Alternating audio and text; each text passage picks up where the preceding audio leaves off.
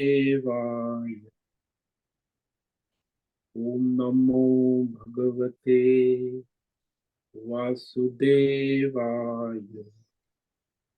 ओम नमो भगवते वासुदेवाय। ओम नमो भगवते वासुदेवाय। ओम नमो भगवते वासुदेवाय। ओम नमो भगवते वासुदेवाय। ओम नमो भगवते वासुदेवाय। ओम नमो भगवते वासुदेवाय। ओम नमो भगवते वासुदेवाय। ओम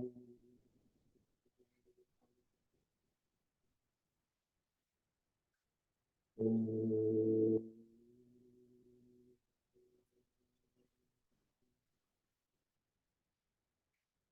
ओम।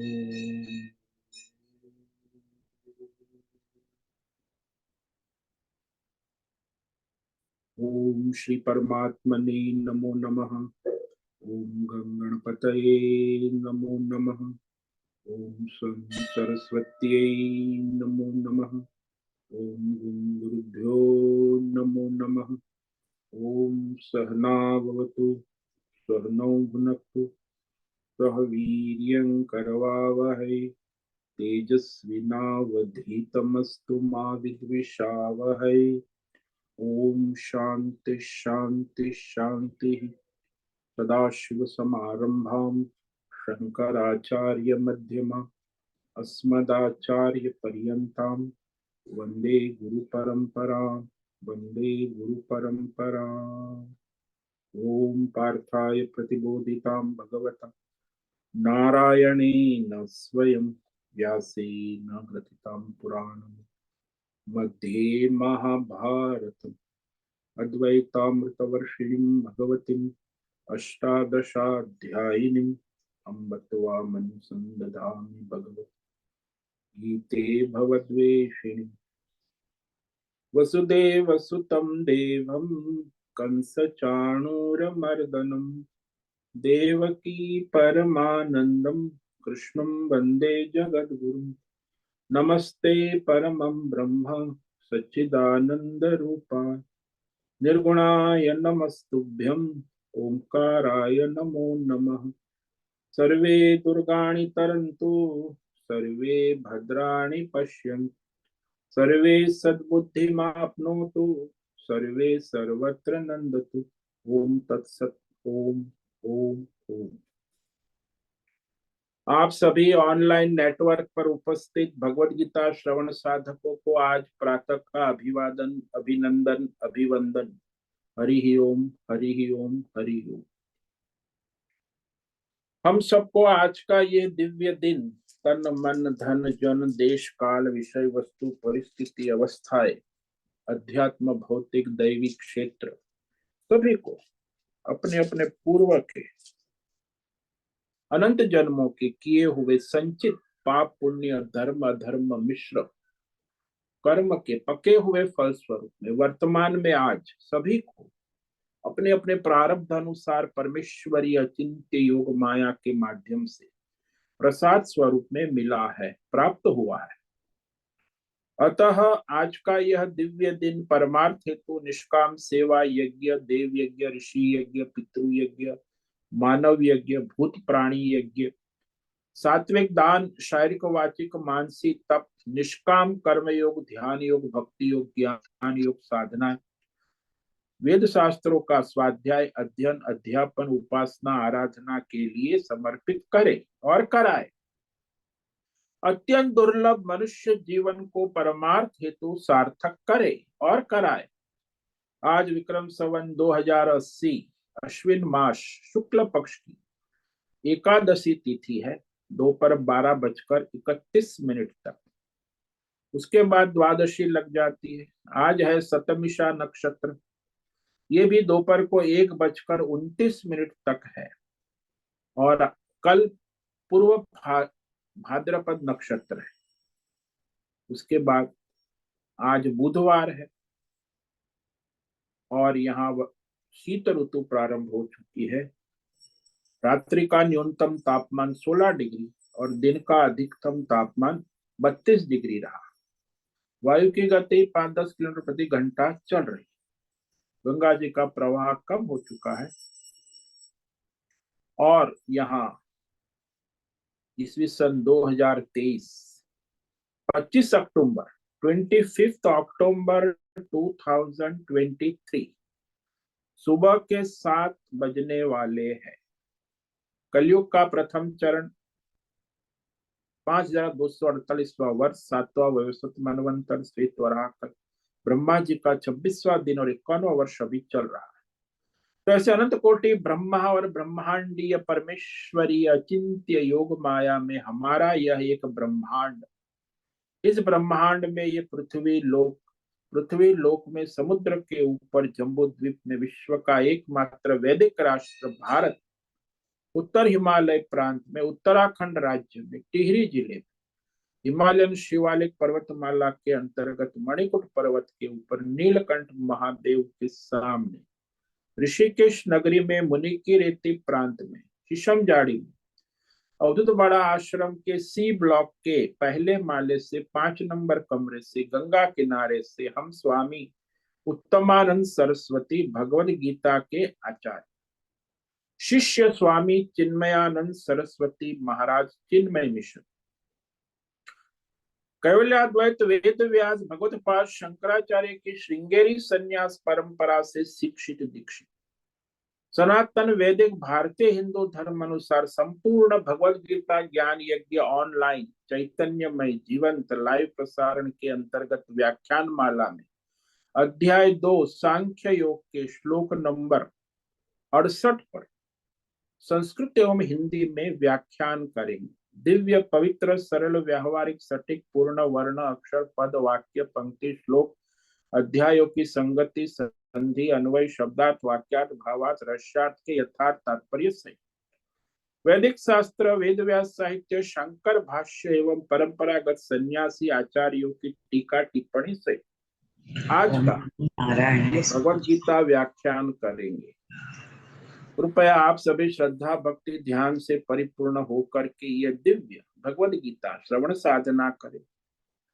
कुछ ग्रहण करे, कुछ धारण करे, कुछ अपने जीवन में चरितार्थ करे और उसमें निरंतरता लाए। अपनी अपनी आध्यात्मिक भौतिक दैवी अशांति द्वंद्व मोह विक्षेपों से रहित होकर के अधार्मिक और शास्त्रीय भ्रम भ्रांतियों से रहित होकर के अपने अपने शरीर इंद्रिय प्राण मन वचन कर्म से एक रूप एकाग्र होकर के शुद्ध सात्विक सूक्ष्म वेद शास्त्र अनुसार विवेक बुद्धि करें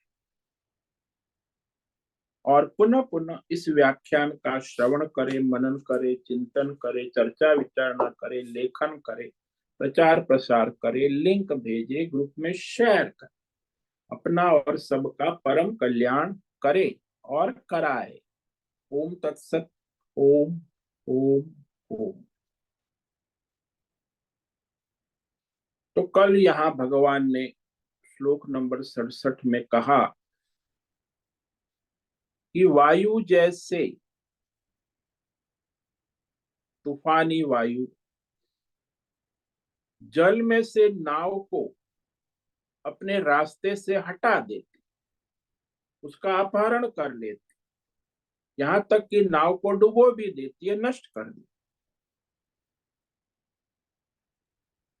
तो वैसे ही जो मनुष्य अपनी इंद्रियों में मन में विचरण करता है, यानी इंद्रिय और विषयों में अपने राग द्वेष कामना वासना से जन्म जन्मांतर से विचरण करता है, अभी भी कर रहा है, आगे भी करता है, तो वो अपने राग द्वेष कामना वासना से 10 इंद्रिय और अपने मनमानी विषयों में, जैसे वो बकरी घास चरती है, ऐसे इंद्रियों में, इंद्रियों से मन से जिस इंद्रियों के साथ वह जुड़ जाता है, इंद्रिय एक ही इंद्रिय विषय भोग उस अविवेकी मनुष्य की बुद्धि का विवेक अपहरण कर लेते, यानी धर्म करने नहीं देते। न धर्मार्थ हो सकता है न परमार्थ। जब धर्मार्थ ही नहीं है तो परमार्थी कहाँ से? तो उसे योग साधना भी नहीं होगी, योग साधना तो दूर की बात, धर्म कर्म भी नहीं करेगा, वो तो भोग करेगा। सामान्य उसके धर्म है, चाहे हिंदू हो, मुस्लिम हो, सिख हो, ईसाई हो, अपने धर्म कर्म भी नहीं, क्योंकि वो इंद्रियों के मन के वश में आ गया है, राग द्वेष के कारण, कामना वासना के कारण।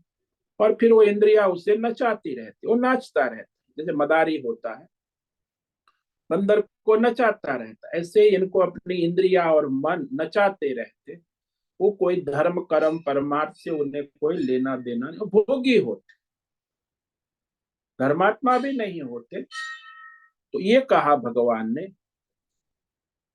कि इंद्रियाणाम ही चरताम यन्मनोनुविधीयते तदस्य हरति प्रज्ञाम वायोर्नाव विमांभसा।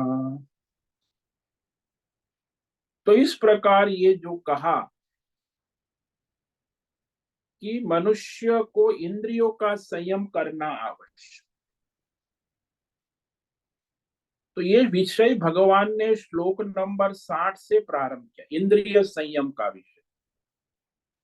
क्योंकि वो संयम से कैसे रहता है आत्मज्ञानी, वो बताना है, और वो साधक के लिए भी मार्गदर्शन देना है। इसीलिए दोनों का साध सिद्ध के लिए सहज है संयम, साधक के लिए प्रयत्न विशेष आवश्यक।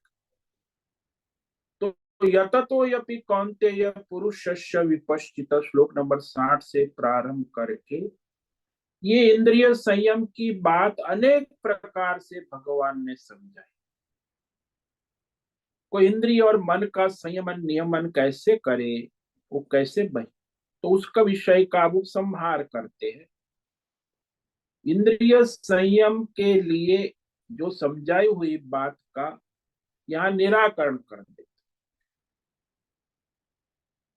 कहते हैं कि जिसके इंद्रियों का नियमन हो चुका है,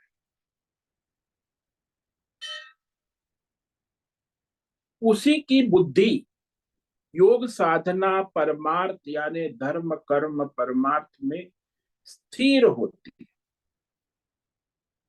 उसकी बुद्धि डावाडोल होती है। आजकल तो धर्म अधर्म में भी डावाडोल, धर्मात्मा लोग भी कुछ स्थिर बुद्धि धर्म कर्म में भी। अब योग साधना परमार्थ में स्थिर होना ये तो बहुत दूर की बात, सामान्य लौकिक धर्म कर्म है उसमें भी बुद्धि स्थिर नहीं। तो कहते जिसकी बुद्धि दृढ़ स्थिर हो गई परमार्थ में, तो फिर वह जो है मनुष्य अपने लक्ष्य की ओर आगे बढ़ता है। अन्यथा ऐसे जीवन पूरा हो जाता है, न कहीं आना है न जाना है, बस एक बकरी की तरह घास चरना है और अपना जीवन पूरा कर, इंद्रियों के विषय भोग में ही जीवन पूरा हो। वो संयम नियम की तो कोई बात है ही नहीं। और आजकल तो corporate world, market, international, online, सब जिसको जो चाहे सब फ्री, आजाद पंछी। तो अब जिसका इंद्रिय नियंत्रण प्रभावी है, तो वह अपने इंद्रियों को नियंत्रित कर चुका है, वही योग साधना में दृढ़ अचल स्थिर हो जाता है। ये कह रहे भगवान श्लोक नंबर 68 में। तस्मात, इसीलिए जो कहा ये सबसे एंट्रेंस का भगवान एंट्रेंस बता रहे कि भाई योग साधना का एंट्रेंस यही है कि इंद्रियों का नियंत्रण प्रभावी होना चाहिए। ऐसा नहीं चलता है, हमें कभी कभी ऐसा दृढ़ प्रभावी नियंत्रण होना चाहिए। जैसे कार पर आपका नियंत्रण है, कार पर प्रभावी नियंत्रण होना चाहिए, नहीं तो थोड़ी लापरवाही करेंगे तो एक्सीडेंट हो जाता। तो 10 इंद्रिय और मन पर जिसका प्रभावी नियंत्रण है, वही कुछ योग साधना कर सकता है, धर्म कर्म कर सकता है, बाकी तो उसे कोई धर्म कर्म योग साधना से कोई लेना देना, वो तो पशुवत जीवन जीता है, इंद्रिय विषय भोगों में लगा रहता। पैसा कमाया भोग किया, पैसा कमाया भोग किया, और क्या किया। तस्माद् यस्य महाबाहो निगृहीतानि सर्वशः इंद्रियार्थेभ्य तस्य प्रज्ञा प्रतिष्ठिता। इसीलिए भगवान सावधान का, तस्मात्, इसीलिए अर्जुन तुम तुम्हारे भीतर बैठे हुए तुम्हारे 11 शत्रु जो तुम्हारे वश में नहीं है, तुम्हें गुलाम बना के रखा है, उसको काबू में रखो, नियम में संयम में धर्म में रखो। इंद्रियों का नियमन संयमन, मन का नियम, यानी मनमानी ना करो। तो महाबाहो का, अरे तुम तो बड़े योद्धा हो, बाहर तो बहुत सारे विजय कर चुके हो, राज्यों का विजय, अब तुम्हारे भीतर के राज्य का विजय करो। अपनी ये इंद्रिय और मन की जो गुलामी है उस पर विजय प्राप्त। तो महाबाहो कहा कि जिस मनुष्य की 10 इंद्रिय और मन इंद्रियों के विषयों से सब प्रकार से निगृहीतानि, संयमन नियमन कर योग्य धर्म योग साधना में लगाई है, यानी वो राग द्वेष रहित कामना वासना रहित तो करेगा ना योग साधना, तो संयमित नियमित तभी होगी जब राग द्वेष रहित अपना स्वधर्म करेगा। तो उसकी बुद्धि फिर योग साधना में स्थिर हो जाती है, परमार्थ में स्थिर रहती, अन्यथा फिर कोई साधना नहीं होती। इसलिए साधक का जीवन डावाडोल हो जाता। तो यहां तक जो बात समझाई कि इंद्रियों का संयम अनिवार्य है, उसका अभी परिणाम बता। यदि तुम संयम कर लेते हो तो तुम्हें क्या लाभ होगा। अर्जुन को कहा महाबाहु, बड़ी शक्तिशाली भुजा है अर्जुन की, हाथ में गांडीव है, बड़े बड़े काम किए हैं अर्जुन ने। संसार में भी कई लोग, बड़े बड़े लोग होते, बड़े बड़े सांसारिक सिद्धियां हासिल करते, लौकिक, मोटर गाड़ी बंगला इंडस्ट्री पावर पॉलिटिक्स, तो सांसारिक काम तो बड़े बड़े काम करते। इसलिए अपने यहाँ ये बड़े लोगों की बड़ी महिमा होती, क्योंकि उनके हाथ बड़े हैं। वो लोग दो हाथ से काम नहीं करते, उनके बड़े व्यवसाय है, तो हजार हाथ, हजार कर्मचारी काम करते हैं। तो बड़ी भुजा वाले, मतलब कि वो अकेला तो दो हाथ है, लेकिन उसने बहुत सारे लोगों को काम में लगाया। फैक्ट्री चलती है, उद्योग चलते हैं, व्यवसाय चलते, तो हजार हाथ वाला हो गया ना। सहस्त्र बाहु, हमारी देवी देवता भी हजार, अनेक हाथों वाले, क्योंकि उनकी अनेक शक्ति है, सत्ता है। तो जो अधिक भुजाए से अधिक कार्य करने की क्षमता हो जाती है। दो हाथ से कितना काम करेंगे, अब दूसरे चार आदमी को लगाएगा तो उसकी क्षमता बढ़ जाएगी। तो मनुष्य अधिक कार्य करने की क्षमता अपने हाथों से ही तो होती है ना। अर्जुन को महाबाहु कह के भगवान उसे उत्साहित कर रहे हैं कि अर्जुन तुम्हें बाहर तो बड़ी सिद्धि हासिल कर ली है, लेकिन ये जो इंद्रिय संयम नियम की क्षमता भी तुम में है। भले ही तुमने इस विषय में विचार न किया हो, बाहर की सिद्धि तो हासिल कर चुके, तो तुम में ये क्षमता है, तो उधर तुमने अभी अपना प्रयास नहीं लगाया। यानी उधर कोई प्रयत्न नहीं किया। क्षमता का जो क्षमता है उसको भीतर लगाना है, बाहर तो लगाए, बहुत बाहर तो बहुत सी थी, लेकिन भीतर की जो बात है कि अपनी इंद्रिय और मन पर राज्य करना, ये बहुत बड़ी सिद्धि है। इसे अध्यात्म राज्य कहते। ऐसे ही कहते हैं ना लोग, मन जीता तो जग जीता। हाँ, बात सही है। 10 इंद्रिय और मन पर अपना राज है तो सारी दुनिया का राज है। उसे दुनिया का राज करने की जरूरत नहीं। एक बार हमारे उपनिषद में कथा आती, बृहदारण्यक उपनिषद, कि अजात शत्रु नाम का एक राजा था, विश्व विजयी राजा। सारे विश्व पर उसने विजय प्राप्त कर ली। और जब उसे कोई आए राजा पूछने आए तो उसे कहे कि बताओ विश्व में और कोई जगह बाकी हो तो मुझे बताना, मैं उस राज्य को भी जीत लूंगा। वैसे तो सारे विश्व का राज्य मेरे हाथ। बड़े बहादुर योद्धा, और उन्हें तो भाई लड़ाई करते करते सारे विश्व को विजय प्राप्त कर ली। उसकी सेना भी बड़ी समर्थ थी और वो भी बड़ा योद्धा था। तो नारद जी को पता चला कि वो कहता है कि कोई ऐसी जगह है जिससे मैं जीत लूं। नारद जी आए उसके पास, नारायण नारायण।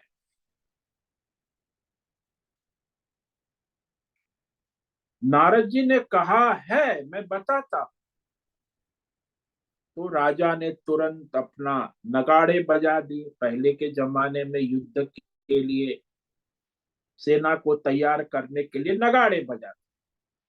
तो सारी सेना और राजा तैयार हो। अजात शत्रु राजा भी बड़ा योद्धा था, उसकी अपारा सैन्य तैयार हो गया। नारद जी से कहा बताओ कौन सा राज्य है जो जीतना है।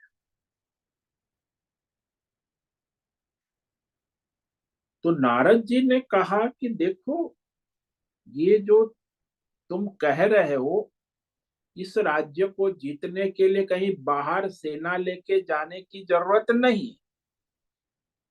तुम्हारे भीतर ही तुम्हारे शत्रु बैठे हैं।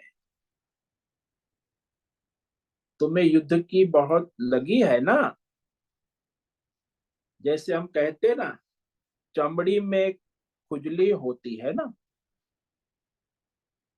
तो हम जानते हैं कि खुजली नहीं करनी चाहिए, लेकिन वो चमड़ी का रोग हो गया, एक्जिमा हो गया, और खुजली न करने का पता है, फिर भी हमारा हाथ खुजली करने लगता है जबरदस्ती। तो वह खुजली ही हमसे खुजली जबरदस्ती करवा ले।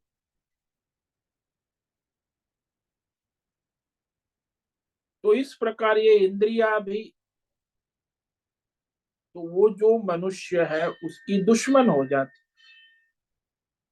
जैसे खुजली हमारी दुश्मन हो, हमारी खुजली हमारी दुश्मन हो जाती है, ऐसे हमारी इंद्रिया ही हमारी शत्रु हो जाती है, दुश्मन हो जाती। तो यहाँ इस प्रकार हम इंद्रियों के गुलाम रहते हैं। लोगों को लगता है हम स्वतंत्र है, आजाद है, एडवांस है, विकास कर रहे हैं, डेवलप कर रहे हैं। लेकिन सारा विश्व देखा जाए तो 99% मनुष्य केवल इंद्रियों की गुलामी करते हैं, मनमानी करते। अब ये 10 इंद्रिय और मन उनका शत्रु हो गया। तो अजात शत्रु को जब नारद ने कहा तो उसे होश आया, समझा कि अरे, मैं तो बाहर सभी शत्रुओं पर विजय प्राप्त कर चुका हूं, लेकिन भीतर का कोई शत्रु अभी मैंने लड़ा है। अजात शत्रु नारद जी की बात सुनकर कहा, नारद जी ने उससे समझाया कि जैसे इंद्रियां है वैसे मन भी एक इंद्रिय है। ये मत समझो कि मन इंद्रिय, वो भी एक इंद्रिय, उसकी टीम है पूरी, ये साथ में ही काम करते। ऐसे ही जहाँ सुपरवाइजर होता है वहां कर्मचारी होता है। कर्मचारी और सुपरवाइजर सब एक कर्मचारी ही है, उनकी फौज साथ में ही रहती। मन भी एक इंद्रिय है, यानी कई उपनिषदों में एकादश इंद्रिय कहा, 11 इंद्रिय है। 11 इंद्रिय मतलब मन के साथ 10 इंद्रिया, 5 ज्ञानेन्द्रिया, 5 कर्मेंद्रिय और एक मन। अब इसके वश में न रहकर इन्हें वश में करना, इन्हें जीतने के लिए बाहर की फौज काम नहीं आएगी। तुम्हारे भीतर एक ही विषय है कि भीतर जो है ना, वहां तुम्हें लड़ना होगा। अब वो कैसे लड़ोगे? तो उपनिषद में कहा है कि ये जो जीवात्मा है ना, उसका जो शरीर है, मनुष्य शरीर, वो रथ है। उसकी बुद्धि है उस रथ की सारथी है, और ये इंद्रिया है, 10 घोड़े हैं, और ये मन है, एक लगाम है। अब विचार करो कि जो सारथी होशियार है, कुशल चालक है, तो सारथी इस लगाम के द्वारा 10 इंद्रिय, 10 घोड़े को वश में रखकर वो जीवात्मा राजा है, उसको अपने लक्ष्य की ओर पहुंचा देगा। यदि सारथी कुशल नहीं है, विवेकी नहीं है, और लगाम ठीक से नहीं पकड़ पा रहा है, तो घोड़े उसे खींच कर जीवात्मा को दुर्गति को ले जाएंगे। तो राजा को गंतव्य स्थान पर पहुंचना है, तो उसे ले जाने के लिए कुशल विवेकी सारथी आवश्यक, जिसके हाथ में लगाम है, 10 लगाम, और 10 लगाम 10 घोड़े को वो काबू कर सकता है और अपने लक्ष्य की ओर ले जा सकता है। सारा दारो मदार सारथी पर है। ऐसा नहीं घोड़े ले जाएंगे या लगाम ले जाएंगे। राजा बैठा है, उसको अपने लक्ष्य गंतव्य स्थान पर पहुंचाना है, तो तभी पहुंचेगा जब जीवात्मा है, उसका लक्ष्य परमात्मा है।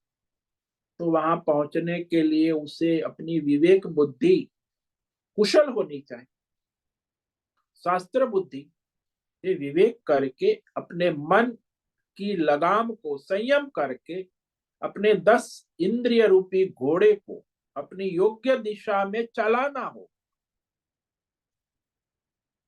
तब जाके वो अपने लक्ष्य की ओर आगे बढ़ पाएगा। ये सारे विश्व की समस्या है, हमारे भारत देश की नहीं। कोई भी विश्व में ये सब कानून व्यवस्था की बातें होती है, कोई कानून व्यवस्था नाम की चीज है ही नहीं। इसका कारण क्या है? क्योंकि कोई मनुष्य को अपना स्वधर्म, कर्तव्य, संयम, नियम रखना ही नहीं। तो अंदर के शत्रु इंद्रिय और मन का संयम करने की बात आती है, सब डामाडोल हो जाए।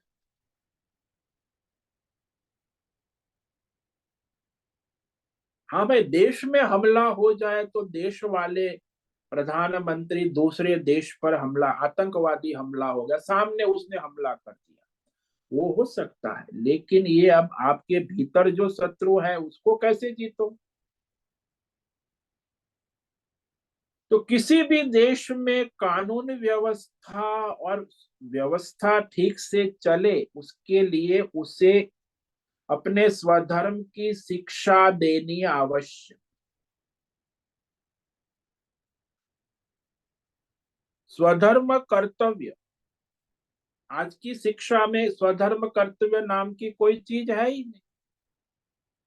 तो क्या है? व्यवसाय आते, बुद्धि सारी व्यवसायत्मिक, कि भाई उसमें भ्रष्टाचार, व्यवसाय, व्यापार, धंधा कैसे, बस प्रॉफिट व्यवसाय करना है। शिक्षा जो है उसका लक्ष्य पैसा कमाना।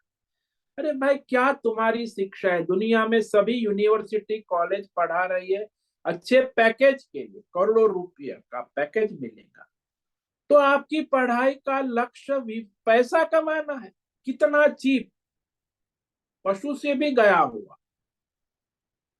अरे भाई शिक्षा का लक्ष्य होता है कि मनुष्य अपना स्वधर्म, कर्तव्य और लोक कल्याण कैसे करे, ये सिखाना।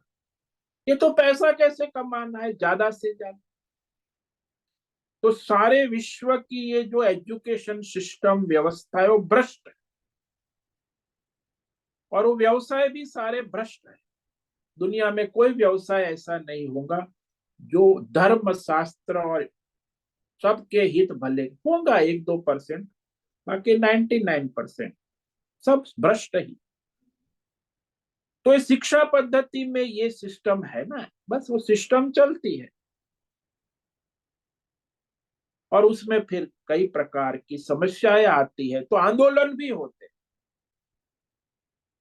झंझट हो जाती है, उसका निराकरण फिर समय कर लेता है, फिर वापस कानून व्यवस्था तो बिगड़ती ही जाती। लोग समझते हैं कि पुलिस है, मिलिट्री है, तो हम सब ठीक कर लेंगे। अरे भाई भीतर की समस्या कैसे ठीक? अरे मनुष्य के अंदर भीतर ही उसकी इंद्रिया और मन स्वच्छंद है, चोर है, उसको कैसे काबू में करूं?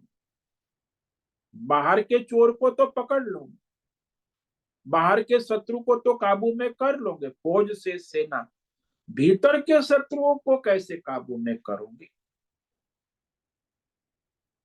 तो ये अजात शत्रु का विचार करने पर लगा कि वो अजात शत्रु राजा ने सोचा कि हाँ, नारद जी तो सही कह रहे, ये इंद्रियों और मन को मैं कैसे जीतूं? सारे विश्व के बाहर के शत्रु को जीत लिया है, उसके लिए फौज भी मेरे पास है, और ये फौज तो मुझे काम नहीं आएगी अंदर के शत्रु को जीत। तो भीतर की समस्या है, और उस समस्या का समाधान केवल शिक्षा से ही होगा, विवेक बुद्धि। तो वहां उचित शिक्षा, जो संस्कृत मनुष्य होता है, संस्कारी, विवेकी, दृढ़ निश्चय, आत्मक बुद्धि रखता है, वो कभी अधर्म या गलत काम नहीं कर सकता, वो भ्रष्टाचारी नहीं हो सकता। प्रयत्न करने पर भी वो शिक्षित व्यक्ति जो है अधर्म, भ्रष्टाचार, विचार, वाणी, व्यवहार से भ्रष्ट नहीं हो सकता, कि उसने बुद्धि में निश्चय कर लिया है कि ये भ्रष्टाचार है, अधर्म है, दुराचार है, घूस लेना गलत है, अधर्म है। ऐसा दृढ़ निश्चय कर लिया तो नौकरी छोड़ देगा, लेकिन घूस नहीं लेगा। कितनी भी मजबूरी आए, भ्रष्टाचार, भ्रष्ट व्यवहार, घूस नहीं लेगा, उसे देने का चाहे कोई कितना भी प्रयत्न करे, क्योंकि उसकी बुद्धि का दृढ़ निश्चय है कि तो अधर्म है कि भाई धर्म, कि ये अधर्म है, विवेक बुद्धि काम कर रही है। तो जैसा बुद्धि का निश्चय होता है, जैसी उसमें शिक्षा, विवेक होता है, दृढ़, दृढ़ का, वैसे ही वो अपने कार्य करने में समर्थ होता। इसीलिए जो धर्म, स्वधर्म निष्ठ, शास्त्र संस्कार वाले, विवेकी बुद्धि वाला, अब बुद्धि में विवेकी ने ज्ञानी नहीं अज्ञानी है, तो उसके संस्कार कहां से? जब कुछ शास्त्र पढ़ा है, विवेक बुद्धि है, तो उसमें, इसीलिए जो शास्त्र पढ़ा है, विवेक की है, वो कभी अधर्मी, भ्रष्टाचारी नहीं हो पाएगा। हमारे एक स्वामी जी थे, तो वो उनको किसी दूसरे स्वामी जी को प्रोजेक्ट दिया था, तो प्रोजेक्ट रिपोर्ट दे रहे थे, अकाउंट उसका खर्चा। तो स्वामी जी ने कहा कि अरे आप तो सेवा कर रहे हो, आपका हिसाब किताब मुझे देखने की क्या आवश्यकता। और कोई मेरा अकाउंटेंट होता तो मैं उसका हिसाब दे। आप चाहो तो भी नहीं हो सकता, उल्टा सीधा भ्रष्टाचार। क्योंकि आप साधु हो, धर्मात्मा हो, मेरे साथ इतने साल 20 साल से काम कर रहे, तो वो चाहे तो भी भ्रष्टाचार नहीं कर सकते, क्योंकि उसकी बुद्धि संस्कारी है। वो कोई उसे प्रलोभन देकर भी करा नहीं सकते। तो जानता है कि ये वास्तविक धर्म है, स्वधर्म है, कर्तव्य। अब ये स्वधर्म कर्तव्य करने का सारा जो रहस्य है वो तो शास्त्र में बताया है। जब वो सत्संग करेगा, पढ़ेगा, उसकी शिक्षा लेगा, तब तो उसमें विवेक आएगा कि स्वधर्म क्या है। 90% लोगों को आज दुनिया में स्वधर्म का ही विवेक नहीं कि उसका स्वधर्म क्या है। तो जीवन जी रहे पशु की तरह। तो स्वधर्म का विवेक कुछ सत्संग करेगा, शास्त्र पढ़ेगा, तब पता चलेगा कि मेरा स्वधर्म शास्त्र के अनुसार, धर्म के अनुसार क्या बताए। प्रत्येक मनुष्य का स्वयं का अपना स्वधर्म होता है। वो स्वधर्म का ही निर्णय नहीं कर पाता है, तो कैसे वो संयम करेगा। तो जब हम धर्म शास्त्र के अनुकूल होकर अपनी बुद्धि के दृढ़ निश्चय से अपने मन और इंद्रियों का उचित व्यवहार करते हैं, तब वो सुसंस्कृत हो जाती, इंद्रिया भी अनुकूल हो जाती है, मन भी अनुकूल हो। तो ये स्वच्छंद मन और इंद्रिया सुसंस्कृत हो जाती है। फिर वो इंद्रिया और मन उठपटांग कहीं दुष्प्रचार, दुराचार, भ्रष्टाचार नहीं कर, वो कर भी नहीं पाती, क्योंकि वो संस्कृत है, सुसंस्कृत। विवेक बुद्धि जागृत हो चुकी और दृढ़ हो चुकी। तो इस प्रकार जिसकी बुद्धि निश्चयात्मक हो गई है, भगवान कहते अर्जुन कि तुमने इस अंदर के 11 शत्रु इंद्रिय और मन को जीतना सीखा। बोले नहीं सीखा है तो धर्म शास्त्र शिक्षा को दृढ़ करो, विवेक को दृढ़ करो, धर्म शास्त्र अनुसार संयमन नियमन करो। वह साधक होता है, वो 10 इंद्रिया और मन, वो 10 प्रकार के विषयों से सब प्रकार से नियमन करता है, संयमन। निगृहित कहा यहाँ, निगृहितानि, विशेष रूप से नियमन संयमन आवश्यक है। तो सब प्रकार से आवश्यक है, केवल व्यावहारिक नहीं, शारीरिक नहीं, वाचिक नहीं, मानसिक नहीं, सभी व्यवहारों में धर्म शास्त्र के द्वारा शिक्षित होना आवश्यक।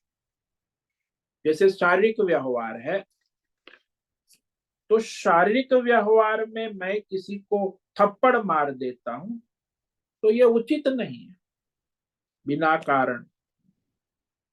ये शारीरिक व्यवहार उचित नहीं।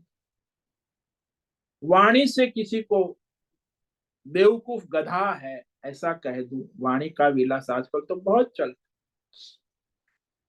तो वाणी से व्यवहार में उसे बेवकूफ कहा, ये भी उचित नहीं, ये भी। और मन के द्वारा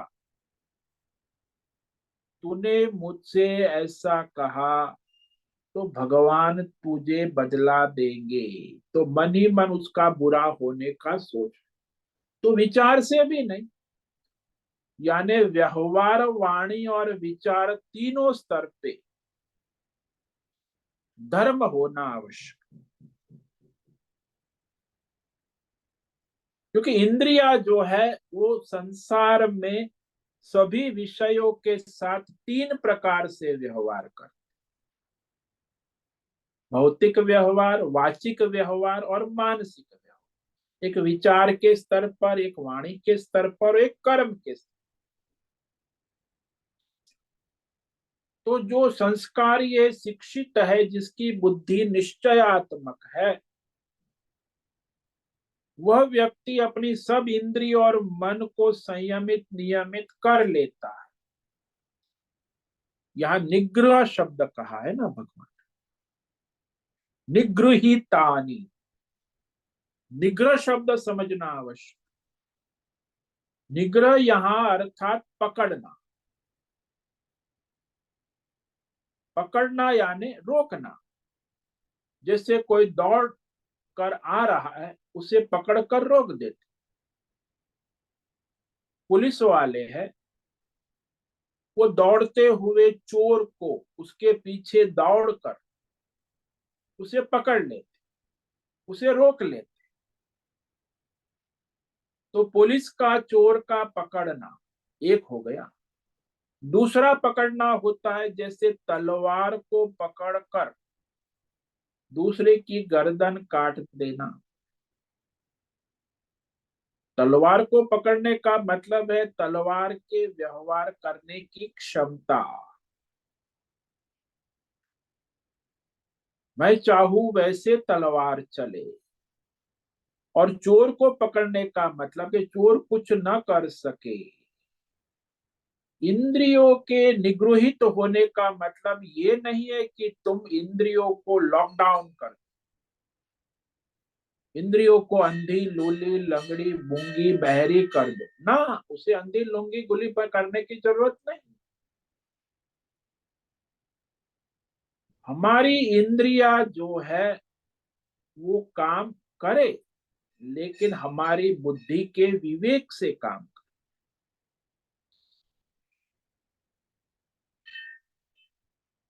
तो यह इंद्रिया जो है संयमित नियमित होंगी तभी तो काम करेगी ना। तो जब हम चाहे, जो चाहे वह इंद्रिय और मन को करवाना चाहे वह करवाओ। तो अपने मन और इंद्रिया अपनी मनमानी ना कर सके। जब हम चाहे तब हमारी इंद्रिया और मन हमारे बुद्धि के विवेक के अनुसार चलाना आता है, तो इसे निग्रह कह दिया। इंद्रिय का, मन का संयमन नियमन करने की शक्ति, सत्ता, विवेक बुद्धि, दृढ़ विवेक बुद्धि, तो वो फिर चलती है ठीक से। जैसे वो सारथी का दृष्टांत दिया कि सारथी यदि विवेकी बुद्धिमान है तो वो लगाम को भी ठीक से पकड़ेगा और 10 घोड़ों को अपने लक्ष्य की ओर ले जाकर राजा को अपने गंतव्य स्थान तक पहुंचा दे। तो ये जीव राजा है और उसका सारथी उसकी बुद्धि है और उसका लक्ष्य उसका परमार्थ है। तो वो बुद्धि जब तक विवेक निष्ठा संस्कारी शिक्षावान ना होगी तो कैसे इंद्रियों को और मन को काबू में करेंगी, क्योंकि वो तो पर आता ही नहीं उसे चलाने, घोड़े को और इंद्रिय को। तो वो जो सारी विवेक आवश्यक, दृढ़ यानी शिक्षित बुद्धि होना आवश्यक, संस्कारी बुद्धि होना आवश्यक, विवेक करने की क्षमता वाली बुद्धि होनी और दृढ़ निश्चय वाली बुद्धि। तो सारा दारो मदार सारथी पर ही है। भाई लक्ष्य पर पहुंचना है जीव को अपने परमा, तो उसका सारा दारो मदार उस सारथी पर।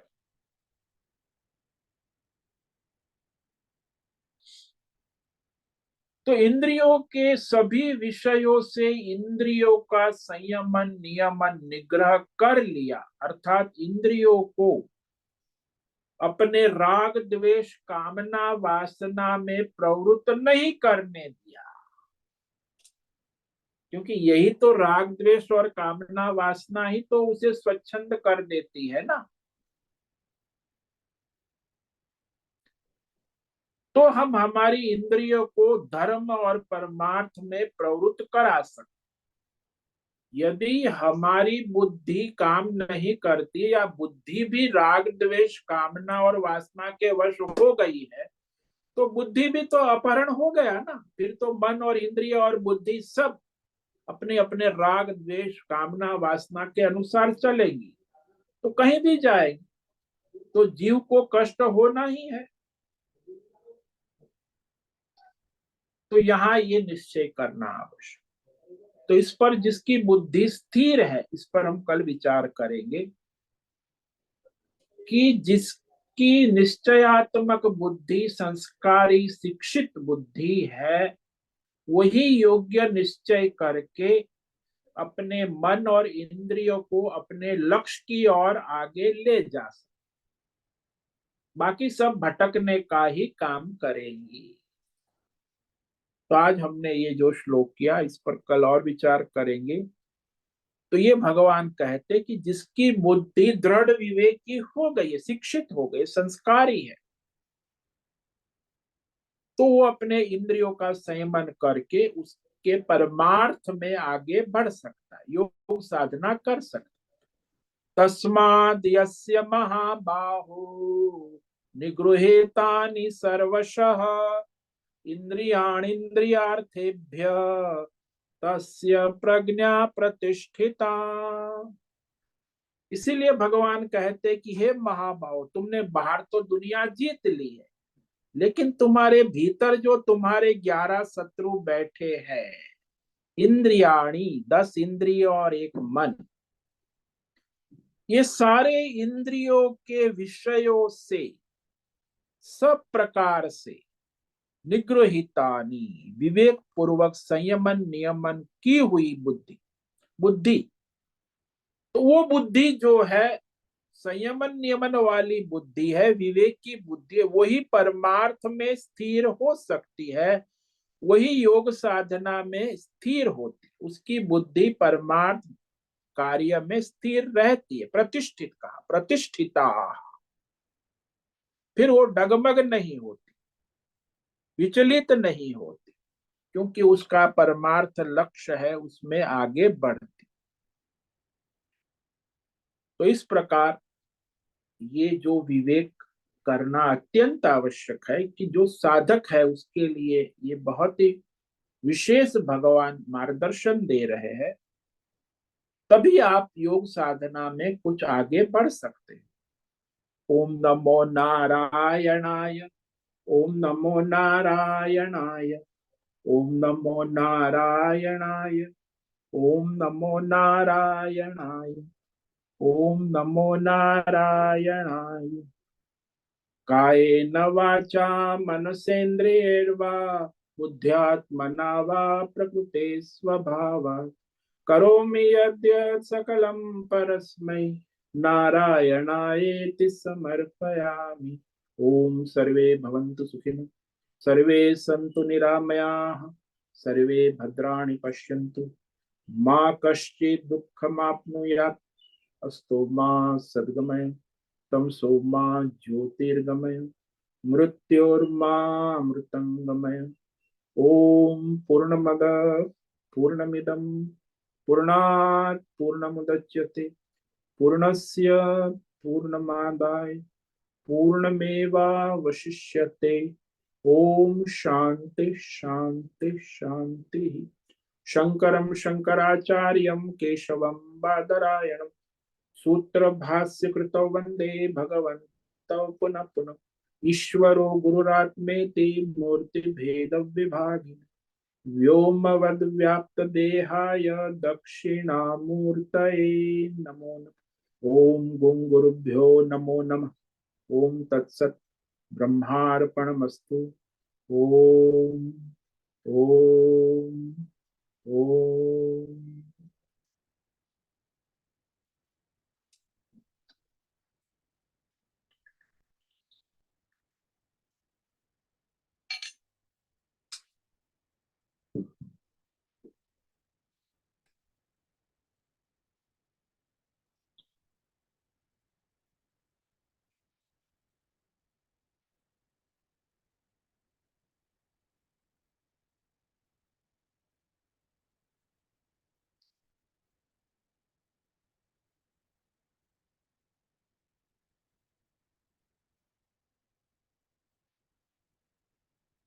किसी भी साधक को कोई प्रश्न है, अभी प्रश्न कर सकते, प्रश्नोत्तरी का समय है।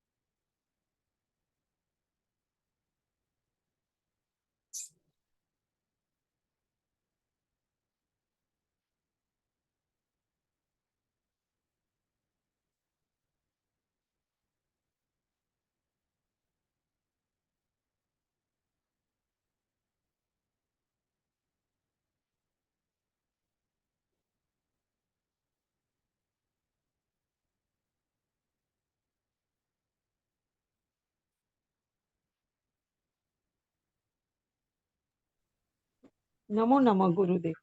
हाँ बोलो नैना। गुरुदेव, आपने बताया कि इंद्रियों को वश करो और वश करने के बाद ही आप आध्यात्मिक लेवल पे कुछ कर सकते हो। तो उसको हाँ वश जी, वे कैसे किया जाए वो जरा समझाओ। वही तो, जो चार वस्तु है, राग द्वेष कामना वासना, उसको धर्म के अनुसार शास्त्र के अनुसार निर्धारित करो, क्या आवश्यकता है। आज तो कोई ठिकाना ही नहीं है, राग द्वेष कामना वासना, कोई आपकी जरूरत है, आवश्यकता है, धर्म के अनुसार है, शास्त्र के अनुसार है, परंपरा के अनुसार है, कुछ नहीं, मनमानी।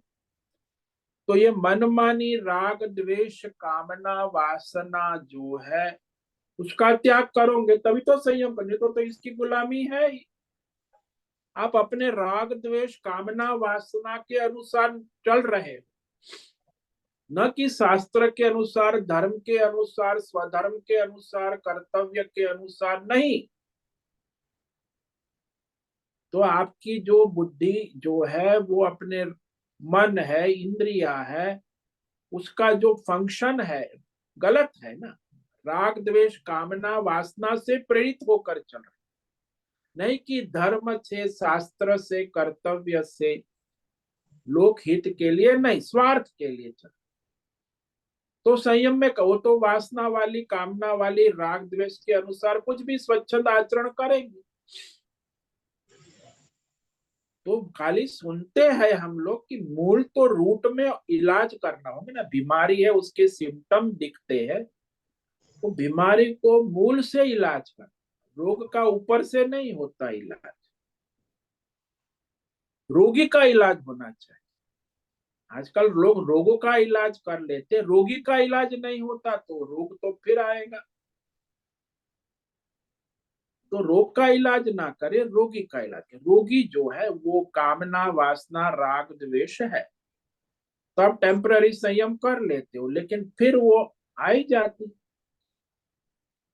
इसीलिए अभ्यास ये करना होगा कि मेरा जो स्वधर्म है, कर्तव्य ईश्वर ने मुझे जो दिया है, वो न राग द्वेष कामना वासना से प्रेरित होकर ना करे, ईश्वर के लिए करे, सबके हित भले के लिए, तो संयम होगा।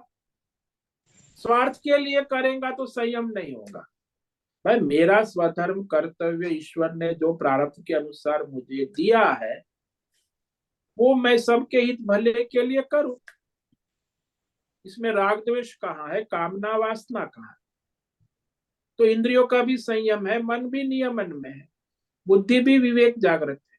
नहीं तो कुछ नहीं, बुद्धि का विवेक ही भ्रष्ट हो जाए। स्वार्थी मनुष्य होता है, उसकी इंद्रियों का संयम कभी हो ही नहीं सकता।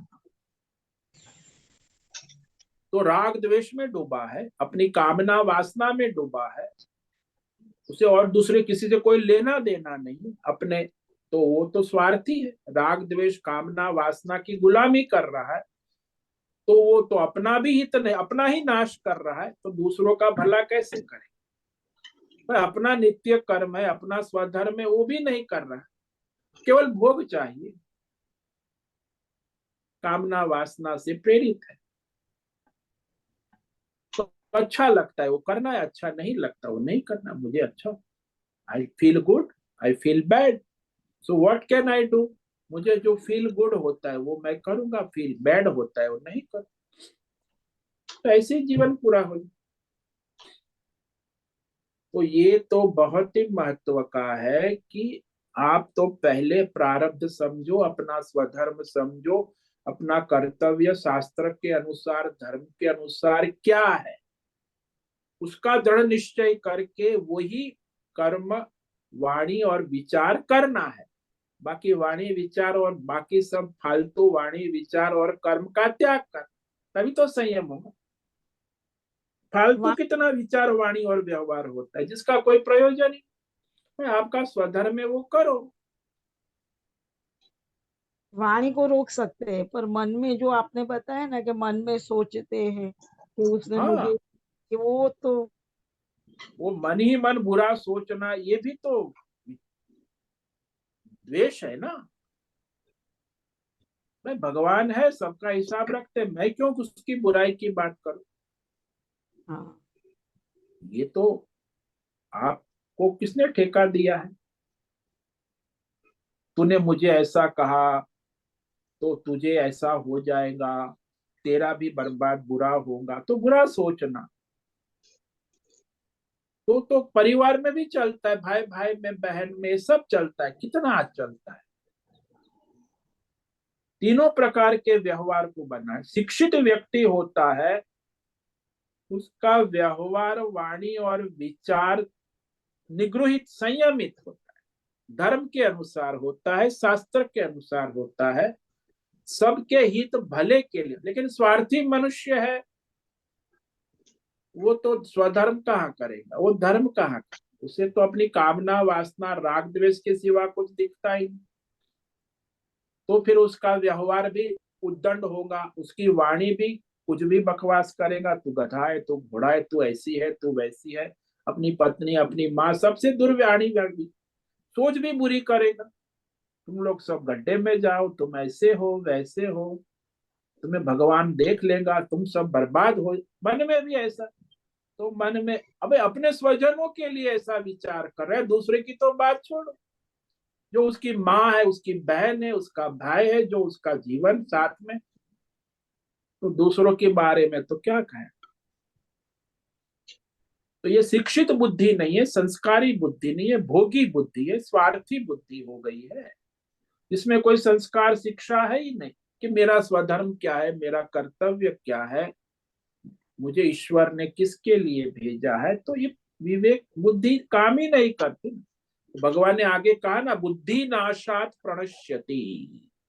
तो विषयों का चिंतन करता है, फिर विषयों का चिंतन करके फिर उसकी कामना करता है, संकल्प करता है, फिर उसकी कामना पूरी नहीं होती है तो क्रोध करता है, कामना पूरी होती है तो लोभ करता है, फिर क्रोध से फिर सम्मोहित हो जाता है, सम्मोहित होने के बाद वो विचलित हो जाता है, तो फिर उसकी बुद्धि भ्रष्ट हो जाती। और बुद्धि नाशात प्रणश्यति। अब बुद्धि विवेक ही नहीं कर रही है तो वो तो मनमानी इंद्रियां कुछ भी करेंगे, मन कुछ भी करेगा। इसलिए इंद्रियों का संयम नहीं हो सकता, क्योंकि बुद्धि का नाश हो गया है, विवेक का नाश हो गया। समझ में आया? हाँ, समझ में आया, बहुत अच्छी तरह से समझ में। नमो नमः गुरुदेव। ओम नमो नारायण। ओम नमो नारायण।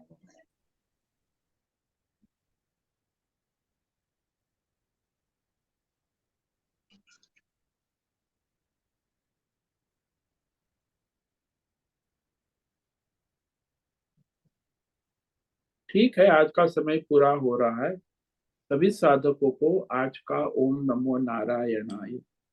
सभी सभी साधकों साधकों को आज का ओम ओम नमो नमो, नारायणाय। सभी नमो नारायण। ओम नमो नारायण स्वामी। नारायणाय। ओम नमो नारायण ओम स्वामी। नमो। बहुत से निवेदन है, आज का सत्संग पूर्ण करें। ओम नमो नारायणाय।